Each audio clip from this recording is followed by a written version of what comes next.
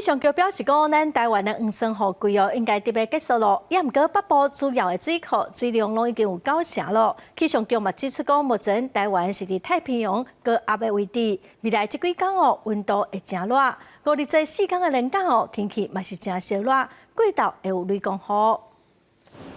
每一年5、6月是台湾的梦境雨季，嘛是各地水库欠水量增加上好的时机。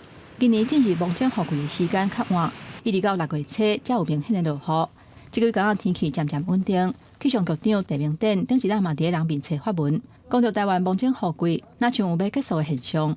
目前封面的位置呢，比较偏向在华南，也就是长江流域一带这带的位置。那比较晴朗无云的区域呢，就是太平洋高压的位置。那目前我们位在呢太平洋高压的北侧。目前在未来1周的预报，甚至10日的预报上来看，是没有明显这样的状况。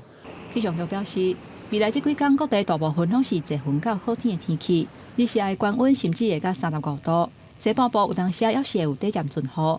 刷来5日这连假，气象局嘛针对这4天连假的天气做出说明。端午连假的前期可以看到环境风场呢渐渐从西南风转成偏南风，所以呢午后雷阵雨的区域呢有机会从山区呢往部分的平地上来延伸。那可以看到到了周末的时候呢，环境风场会渐渐偏成东南风为主，所以在在东南部地区花东地区可能有一些零星的短暂阵雨。